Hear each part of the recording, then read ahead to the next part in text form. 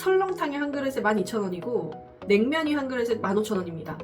이제 외식은 가벼운 한 끼가 아니라 큰맘 먹고 해야 되는 결심이 됐습니다. 손님이 줄어든 게 아니라 손님이 어느샌가 증발해버린 거리. 20년이 넘게 버틴 노포 사장님들조차도 피눈물 흘리면서 가게를 내놓는 진짜 이유 5가지를 오늘 공개합니다. 안녕하세요, 마케터 이부장입니다. 불과 몇 년 전만 해도 밤 10시에 강남역이나 홍대 거리 보면은 진짜 왁자지껄하게 회식도 많이 하시고 또 줄 서는 손님들도 굉장히 많았어요. 근데 26년에는 대한민국 거리의 불빛이 하나둘씩 다 꺼지고 있습니다. 단순히 경기가 안 좋은 게 아니라 장사가 안 되는 수준을 넘어서 또 사람들이, 또 손님들이, 또 사장님들 웃음소리도 하나둘씩 이제는 증발을 해버린 것 같습니다. 요즘에 진짜 코로나 때보다 더 힘들다는 말, IMF 때보다 더 힘들다는 말, 이런 게 엄살이 아닙니다. 20년 넘게 자리를 지킨 노포 사장님들도 피눈물 흘리면서 가게를 내놓고 있습니다. 전염병으로 거리가 봉쇄됐을 때보다 지금처럼 나올 이유가 없어서 손님들이 안 오는 경우, 이런 경우는 정말 공포스럽습니다. 왜 도대체 이런 일이 벌어졌을까요? 그 5가지 근본적인 원인을 마케팅 전문가의 시각으로 한번 분석을 해드리겠습니다. 첫 번째 원인은 쓸 돈이 씨가 말랐다는 겁니다. 요즘에 점심에 설렁탕 한 그릇이 벌써 12,000원이나 하고요. 냉면 한 그릇이 15,000원이 됩니다.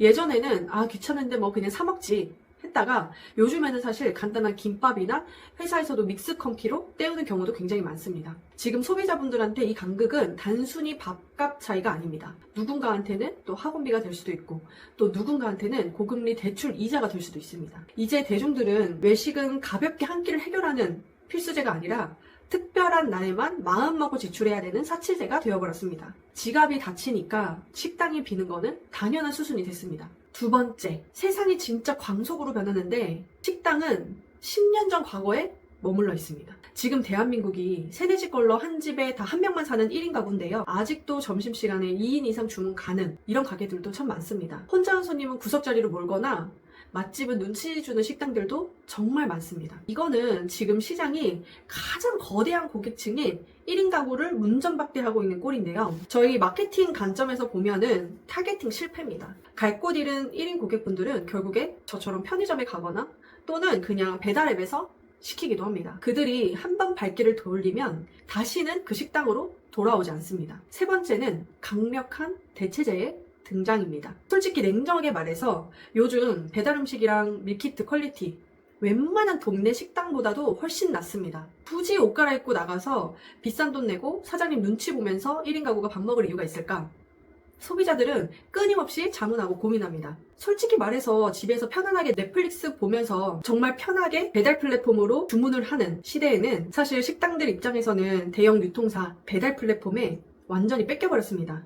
그래서 이제는 식당은 단순히 맛으로 승부를 하는 게 아니라 우리 소비자분들을 집 밖으로 나와야만 하는 이유를 증명해야 되는 처지가 된 겁니다. 바로 네 번째는 사장님들의 목을 죄는 임대료, 인건비, 재료비의 폭등입니다. 건물주는 금리 때문에 월세를 또 올리고 식재료비는 자고 일어나면 또 뛰어 있습니다. 특히나 알바생은 하늘의 별 따기예요. 10,000원짜리 메뉴 하나를 팔면 재료비에 인건비, 세금 떼고 나면 사장님 손에 딱 1,000원 남는다 라는 말이 농담이 아닙니다. 가격을 올리면 손님이 끊길까봐 또 두렵고 안 올리면 또 내가 망하는 진퇴양난의 늪에 빠지게 된 겁니다. 마케팅 대행을 하면서 원가 구조를 들여다보면 사실상 사장님들의 무료 봉사를 하고 있는 매장도 정말 부지기수입니다. 마지막으로 가장 섬뜩한 건 회식 문화의 완전한 소멸입니다. 이제 저희 회사만 하더라도 오늘 소주 한잔 합시다 라는 제안은 침묵이 아니라 직장 내 괴롭힘으로도 받아들여질 수 있는 시대입니다. 퇴근하면 칼같이 귀가하는 홈 루덴스 문화가 정착이 되면서 밤거리의 유동인구 자체가 증발해버렸습니다. 단순히 밥을 사 먹을 사람이 줄어든 게 아니라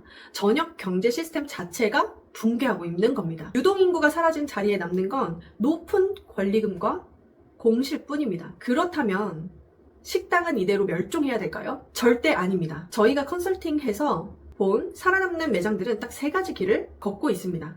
자, 첫 번째, 극단적인 스마트화입니다. 1인석 위주로 구조를 바꾸고 키오스크와 서빙 로봇을 도입해서 인건비를 제로에 가깝게 줄이고 있습니다. 이제 일본의 고효율 모델이 한국의 표준 모델이 될 것입니다. 전문가들은 지금 단순히 불황이 아니라 산업 전체가 재편되는 과도기라고 진단하고 있습니다. 아무리 맛있는 음식을 내놔도 소비자가 집에서 먹는 게 더 합리적이라고 생각하면 그 식당은 당연히 망할 겁니다. 이제 어설픈 식당들은 다 사라지고 이제 살아남는 식당들은 아주 명확한 두 가지 길 중에 하나를 선택하시게 될 겁니다. 첫 번째 생존 모델은 작아지고 스마트해지는 것입니다. 1인 손님을 위한 바 형태의 좌석을 만들고 키오스크와 서빙 로봇을 활용해서 인건비를 극단적으로 줄이고 또 메뉴는 한두 가지의 핵심 메뉴에만 집중을 하는 겁니다. 혼자 와서 먹어도 전혀 어색하지 않고 빠르고 저렴하고 효율적인 식당. 일본의 라면집이나 덮밥집 같은 모델이 한국에서도 표준이 될 가능성이 큽니다. 자동화는 이제 선택이 아니라 생존을 위한 필수 장비가 되었습니다. 자, 이제 두 번째 모델은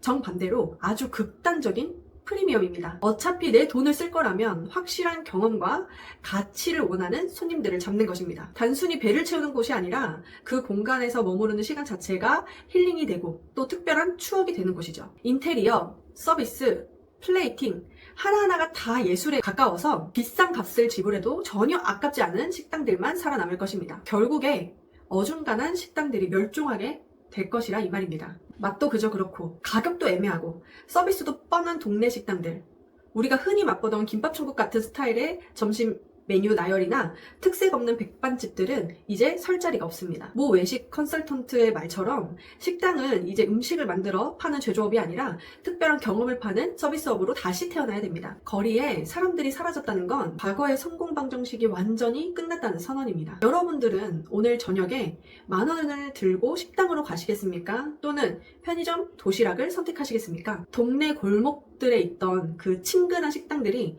하나 둘 사라지는 것을 보면서 우리는 어떤 생각을 해야 될까요? 사장님들에게는 뼈를 깎는 혁신을, 또 소비자들에게는 변화된 가격과 가치에 대한 이해를 요구하는 이 시대. 어쩌면 오늘 저녁 여러분들이 동네 아직 불을 켜고 있는 식당들이 내일은 문을 닫을지도 모릅니다. 여러분의 생각은 어떠신가요? 밥값이 10,000원이 넘는 시대, 여러분들은 지갑을 여시겠습니까?